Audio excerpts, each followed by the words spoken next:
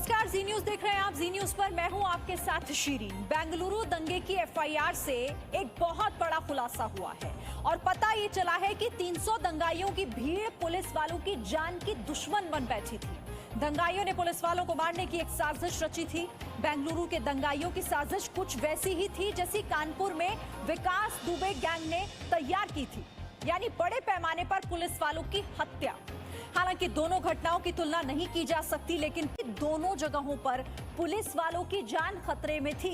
हम आपको दंगाइयों के रक्त चरित्र के बारे में बताएंगे, लेकिन उससे पहले इस वक्त की बड़ी खबर इस मामले में बेंगलुरु के हिंसा प्रभावित थाना क्षेत्रों में कर्फ्यू जारी। केजीहल्ली और डेजीहल्ली थाना क्षेत्रों में कर्फ्यू जारी है।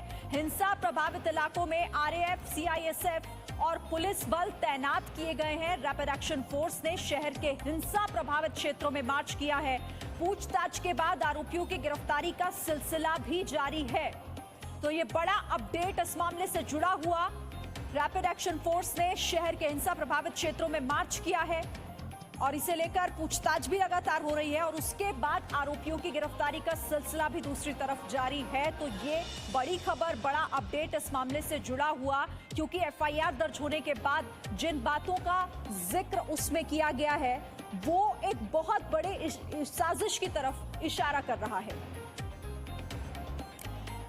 अब हम आपको बता रहे हैं कि आखिर कैसे बेंगलुरु में जो हुआ वो बिकरू कांड की तरफ इशारा कर रहा है। बिकरू वाला प्लान क्या है ये पूरा? 300 दंगाइयों ने दरअसल पुलिस स्टेशन पर हमला किया और 5 लोग हमला करने वाली उस गैंग का नेतृत्व कर रहे थे। उस भीड़ ने शामिल हर दंगाइयों के पास घातक हथियार थे।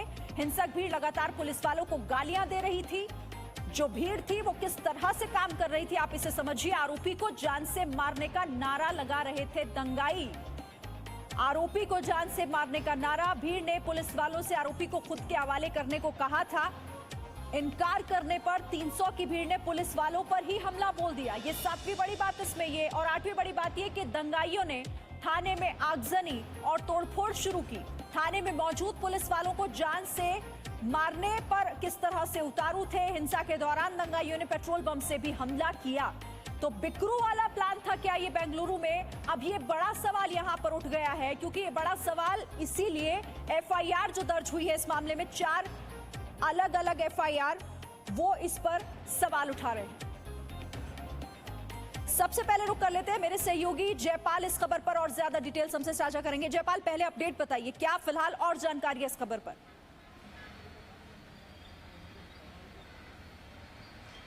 जी देखिए, फिलहाल जो जानकारी है वो यही है कि 4 एफआईआर इस पूरे मामले के अंदर में दर्ज की गई है। 2 डीजेहल्ली में और 2 जो है एजेहल्ली के अंदर में।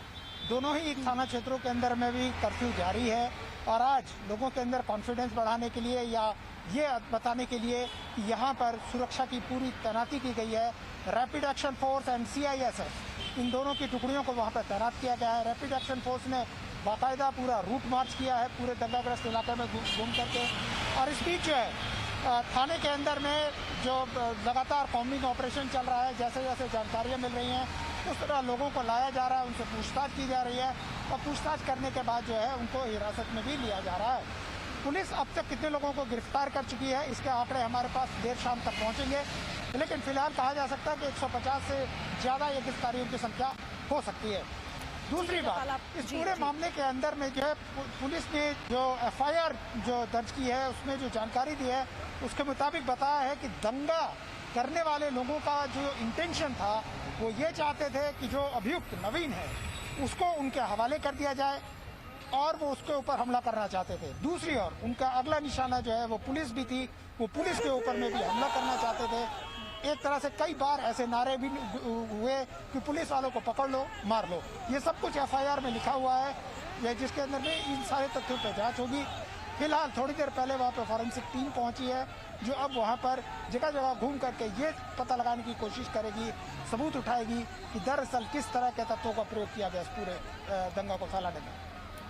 ठीक है जयपाल, आप रहिए मेरे साथ, आगे भी आपसे बातचीत इस पर होगी। मेरे साथ इस पर बात करने के लिए 2 खास मेहमान भी जुड़ गए हमारे साथ बीजेपी के नेता के शर्मा जुड़े हुए हैं और मौलाना नदीमुद्दीन भी हमारे साथ है। दोनों का बहुत स्वागत है जी न्यूज पर। लेकिन के शर्मा जी, जो तस्वीर अब उभर कर आ रही है वो यही कह रही है कि दरअसल ये सब कुछ तो प्लान था, एक साजिश थी और बिकरू कांड से हम इसकी तुलना क्यों कर रहे हैं वो भी आप समझ रहे होंगे, क्योंकि एक पूरा पुलिस स्टेशन इनके निशाने पर था। देखिए, ये जो घटनाक्रम हुआ है ये बहुत निंदनीय है, बहुत भर्त्सनापूर्ण ये कृत्य जो है किया गया है। और ये कहने में हमें कोई संकोच नहीं है कि ये एक सोची समझी प्लानिंग है। और ये प्लानिंग ऐसे नहीं है सेन जी, ये पूरे आपने देखा होगा कि ये आज से नहीं, जब से ये शाहीन बाग का जो मॉडल स्टार्ट हुआ और इसके बाद इन्होंने जिस ढंग से पूरे देश भर में एक आतंक पैदा करने की कोशिश किया था, उस समय तो ये सब कुछ सरकार ने काफी प्रयास के बाद इसको दबा दिया। लेकिन ये दिल्ली में भी उस घटनाक्रम को किया इन्होंने, ये उत्तर प्रदेश में भी सक्रिय रहे और विभिन्न अन्य राज्यों में। एक बार फिर जो है 15 अगस्त से पहले एक इनका एक प्रयास था कि एक ऐसा माहौल पैदा किया जाए देश के अंदर में जो अशांति का माहौल हो और जिसमें हिंसा फैलाई जाए। और इस को लेकर इन लोगों ने एक प्लानिंग करके इस कृत्य को अंजाम दिया है। लेकिन मैं आपको स्पष्ट रूप से बता देना चाहता हूं कि सरकार बहुत वहां पर सक्रिय है और वो पूरे देश में इनका भले नेटवर्क जिस ढंग से भी काम कर रहा हो उसके ऊपर भी निगाह है और जो है कर्नाटका में भी निगाह है। और किसी भी हिंसा करने वाले को जो है कोई मुरव्वत नहीं होगी। ये इनके साथ इतनी सख्त रूप से पेश आएंगे और इतनी सख्त कार्रवाई होगी कि ये भविष्य में इस तरह की कृत्य करने के लिए इनको 10 बार सोचना पड़ेगा। और ये उत्तर प्रदेश में जिस ढंग से कार्रवाई की गई थी, मैं निश्चित रूप से आपको कहना चाहता हूं कि यहाँ भी इन लोग के साथ हमारा प्रयास ये सरकार का होगा कि इन दंगाइयों के साथ में इनकी संपत्ति भी कुर्क की जाए और इनको सख्त से सख्त सजा दी जाए। ठीक है, हमारे साथ पूर्व एसीपी दिल्ली वेदभूषण जी भी जुड़ गए हैं। सर, आपका बहुत स्वागत है, मैं आपके पास आऊंगी, लेकिन उससे पहले मौलाना नदीमुद्दीन ये बताइए, क्या मजहब के नाम पर हिंसा जायज है? दिल्ली में भी यही हुआ था, हमने देखा, और बेंगलुरु में भी कमोबेश वही हालात है। देखिए, बेंगलुरु के अंदर जो कुछ हुआ है वो निंदनीय भी है और चिंताजनक भी है। पैगंबर इस्लाम पर जो टिप्पणी की गई वो नवीन 4-6 महीने से मुसलमानों पर अभद्र टिप्पणी करते आया था और बार बार मुसलमानों के खिलाफ बोलते आया था। इंटेलिजेंस की फेलियर है, इंटेलिजेंस को चौकन्ना रहना चाहिए था, एक बात। दूसरी बात क्या है, किसी सूरत से हिंसा का समर्थन नहीं किया जा सकता है। पैगंबर इस्लाम पर जो टिप्पणी है वो बर्दाश्त के काबिल नहीं है, चाहे वो श्री राम जी पर हो या श्री किशन जी पर हो या किसी भी धार्मिक पर हो। हमारा देश धार्मिक है, हमारा देश मैं ये कहना चाहता हूँ कि पैगंबर इस्लाम पर जो टिप्पणी की गई वो निंदनीय भी है और गलत भी है, जिसकी जितनी भी मदम्मत की जाए कम है। मगर जिन लोगों ने कानून को अपने हाथ में लिया, हिंसा किया, वो दोषी है, उनको सख्त सजा दी जाए। मगर आप देखिए, बेंगलुरु के अंदर देखिए, बेंगलुरु में देखिए, मैं इसको हिंदू मुसलमान के चश्मे से नहीं देखता। हिंदू युवा वाहनी के लोग क्लब में जाकर के, पब में जाकर के और एक वर्ग खास को, मुसलमानों को टारगेट करते हैं। कपिल मिश्रा क्या भाषा इस्तेमाल करे, अनुराग ठाकुर क्या भाषा इस्तेमाल करे, वर्मा क्या भाषा इस्तेमाल करे, कभी इन लोगों पर कार्रवाई हुई? दिल्ली में मस्जिदें जलाई गई। मौलाना नदीमुद्दीन, मुझे ये बताइए, ठीक है, एक बात बताइए, अगर किसी बात पर ऐतराज है, अगर किसी की कोई बात गलत लगी और वो गलत है, हम भी उस बात को मान रहे हैं, लेकिन इसका मतलब ये कि पूरा एक शहर जला दिया जाएगा, पुलिस वालों पर हमला किया जाएगा? अरे कौन कह रहा? अरे क्या मैं हुआ तो है कह रहा वहां हूं, गलत है ना। आपने जो तस्वीर देखी वो उनसे क्या लग रहा है आपको? जो हुआ बेंगलोर में वो क्या हुआ है, बेंगलुरु में क्या हुआ है? सिर्फ निंदा हुई है, एक शहर को जला दिया गया, वो निंदा है सिर्फ। किसने कहा? हरियाणा जब जला था, हरियाणा जला था, क्या कर रहे थे आप? एक सेकंड मौलाना साहब, मैं यहाँ पर हरियाणा की बात नहीं कर रही, आप बेंगलुरु की बात करिए। पहले हम करेंगे हरियाणा पर बात, पहले आप बेंगलुरु पर तो जवाब दीजिए, ये कौन लोग हैं फिर? अरे हम निंदा करते हैं, उन पर कार्रवाई निंदा करने से उन लोगों की जान वापस आ जाएगी या वो शहर फिर से अमन की तरफ लौट आएगा जिसका अमन और चैन उन लोगों ने छीन लिया है? मैं कुछ कहना चाहता हूँ। आर्यू सर आपके पास के लोग थे, नवीन को भड़काने वाले आरएसएस के लोग थे, नवीन को भड़काने वाले भाजपा के लोग। उस एफआईआर में उन लोगों का जिक्र है जो पुलिस वालों की तरफ मारने को उन्हें दौड़ पड़े थे, जो पेट्रोल पंप से हमला करने के लिए वहां पर कोशिश कर रहे थे। वो चीजें आपको नहीं दिख रही हैं क्या सर? ठीक है, मैं आती हूँ आपके पास, मैं आ रही हूँ जी। के शर्मा जी, जल्दी से आपका कमेंट, फिर वेदभूषण जी के पास मुझे जाना है। देखिए, मैं मौलाना जी की बात कहना चाहता हूँ। देखिए, इन्होंने इतनी साफ गोई से, ठीक है, हम कहते हैं कि किसी भी पैगंबर या किसी भी धर्म के विषय पर यदि कोई ऐसी बात है तो वो बिल्कुल निंदनीय है।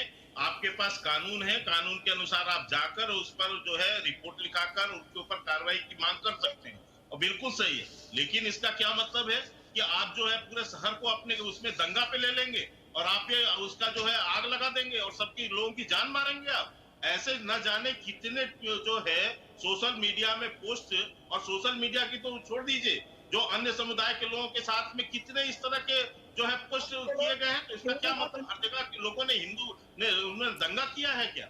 और ये आप छोड़िए, अभी अभी आपने आपके नेता जो समाज का भी इन्होंने बोल ही दिया है, तो मैं बता रहा हूँ कि मुस्लिम समाज के कई बड़े नेताओं ने ये दावा किया कि हम जो है मंदिर तोड़ देंगे। जो आप श्री राम जन्मभूमि में जो मंदिर आपने बना रहे हैं उसको हम मंदिर तोड़ देंगे, खुलेआम बयान दे रहे हैं। तो उसका क्या मतलब कि उनके से दंगा फैलाई जाए उसके लिए? ठीक है के शर्मा, मैं आती हूँ आपके पास। हम यहाँ पर देखिए, हम यहाँ हिंदू मुस्लिम का जिक्र नहीं, हम उन दंगाइयों का जिक्र कर रहे हैं जिन दंगाइयों को शह कौन दे रहा था और आखिर उन दंगाइयों का मकसद क्या था, इस एफआईआर से साफ हो रहा है।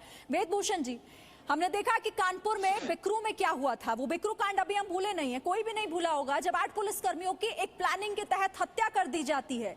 और बेंगलुरु में जो एफआईआर अब दर्ज हुई वो भी यही बता रही है कि कैसे पुलिस वाले निशाने पर थे, कैसे एक थाना पूरा निशाने पर था, एक पुलिस स्टेशन।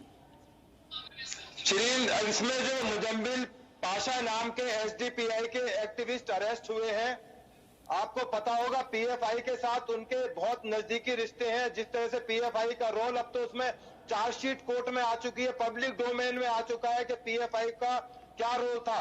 इस बंगाल जो बेंगलुरु के अंदर दंगे हुए, सब ये ऑर्गेनाइज दंगे थे। 3000 आदमी एकदम से इकट्ठा नहीं होता कि अचानक कोई पैगंबर साहब के लिए, हम भी पैगंबर साहब की इज्जत करते हैं, कोई यदि गलत लिखता है उनके लिए बिल्कुल देश में कानून है, रूल ऑफ लॉ है, उसके लिए कोर्ट कचहरी थाने सब बने हुए हैं। पर यदि आप थाने पर ही अटैक कर दे, 300 आदमी गाड़ी जला दी जाए, पुलिस वाले इंजर्ड कर दिए जाए, तो इसका मतलब निकालता है कहीं पे निगाहें कहीं पे निशाना। जैसे शर्मा जी बता रहे थे 15 अगस्त आ रही है, हिंदुस्तान के अंदर बहुत सारे ऐसे तत्व मौजूद हैं, ना वो कोर्ट के अंदर विश्वास करते, ना हमारी सेना पर, ना पुलिस है, उनके अपने एक एजेंडे हैं। जब से मंदिर की स्थापना रखी गई है, इस तरह के इनपुट्स बराबर आते रहे हैं कि कुछ ऐसा तबका है जो रिटेलिएट करना चाहता है, जो इसको नकारना चाहता है। अब हमारे माननीय सुप्रीम कोर्ट के आदेश से यदि कोई मंदिर का निर्माण हो रहा है, उसकी आधारशिला रखी जा रही है, तो जो दूसरा जो पक्ष है जिनको इससे ऐतराज था वो सुप्रीम कोर्ट में दोबारा जा सकते हैं। परंतु जिस तरह से बेंगलोर एक इतना पीसफुल सिटी है, आईटी शहर के नाम से जाना जाता है, वहां मिक्स्ड पॉपुलेशन रहती है। आज तक इस तरह के दंगे पूरे बंगलौर के इतिहास में नहीं देखे गए हैं। इसके पीछे बहुत बड़ी ताकतें हैं। 4 एफआईआर दर्ज हो चुके हैं, इन्वेस्टिगेशन जारी है, 150 से ऊपर आदमी डिटेन किए हैं, अरेस्ट किए गए। इन्वेस्टिगेशन का आप थोड़ा इंतजार करें, दूध का दूध पानी का पानी आएगा। जिन्होंने भी इस शहर की अमन शांति को नुकसान पहुंचाने की कोशिश की है, वो तमाम जल्दी पुलिस की गिरफ्त में आएंगे और कोर्ट में उनको जवाब देना होगा। जारी भी है वेदभूषण जी, क्योंकि अब लगातार इस मामले में पूछताछ जांच का दायरा जैसे जैसे आगे बढ़ रहा है, अब गिरफ्तारी भी हो रही है। लेकिन मुजम्मिल पाशा कौन है ये हम आपको बता देते हैं दर्शकों को। Social democratic party of India का सदस्य है, बेंगलुरु में नगरपालिका का चुनाव लड़ चुका है मुजम्मिल पाशा। बेंगलुरु में नगरपालिका का चुनाव इसने लड़ा, बीबीएमपी का चुनाव लड़ा, लेकिन उस चुनाव में इसे जीत नहीं मिल पाई थी। बेंगलुरु हिंसा के लिए भीड़ को उकसाने का आरोप इस मुजम्मिल पाशा पर है। जो हिंसा हुई उसके लिए भीड़ को उकसाने का काम किया था पाशा ने। दंगाइयों को भड़काने के लिए भाषण देने का आरोप भी मुजम्मिल पाशा पर है। पाशा पर आरोप है दंगाइयों को हिंसा के लिए इसने पैसे दिए। 200 से अधिक लोगों के साथ हिंसक प्रदर्शन का आरोप मुजम्मिल पाशा पर है। 200 से ज्यादा लोगों के साथ हिंसक प्रदर्शन जो हुआ बेंगलुरु में, वो मुजम्मिल पाशा उसमें क्या किरदार निभा रहा था, आप इस बात को समझ सकते हैं। जयपाल मेरे साथ जुड़े हुए हैं। जयपाल, अब चूंकि पूछताछ जांच आगे बढ़ चुकी है, 4 एफआईआर दर्ज हो चुकी है, कई लोगों की गिरफ्तारी हो चुकी है, और किस दिशा में आगे जांच जाती हुई अभी दिखाई दे रही है?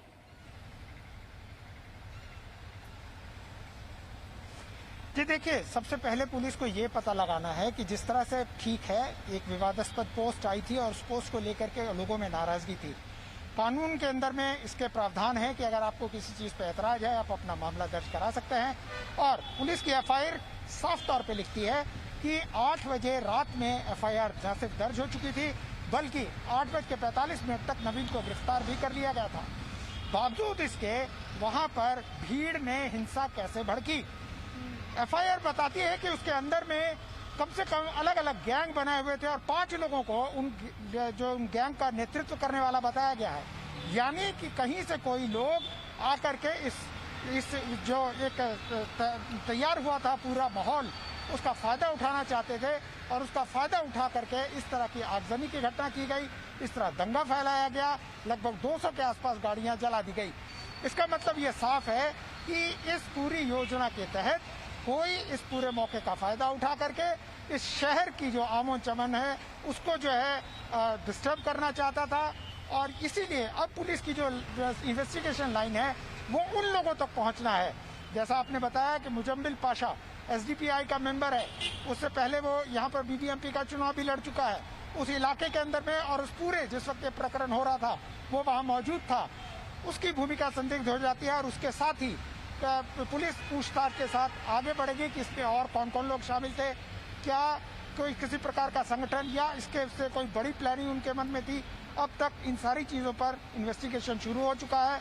धीरे धीरे हमारे सामने में सारे तथ्य उभर के सामने आते चले जाएंगे। जी बिल्कुल, और ये उसी तरफ इशारा कर रहे हैं कि कैसे दरअसल ये पूरी प्लानिंग थी बेंगलुरु को जलाने की, उस शहर को दहलाने की और वहां पर दंगा करने की, और वही प्लानिंग कैसे कामयाब इन लोगों की हुई। हालांकि अब इस मामले में गिरफ्तारियां भी हो रही हैं और जांच जैसे आगे बढ़ेगी और तह तक पहुंचेगी तो और भी लोगों का नाम इसमें सामने आएगा। बहुत शुक्रिया आप सभी का हमारे साथ जुड़ने के लिए। Presenting B News app available on Google Play and App Store. Download it now.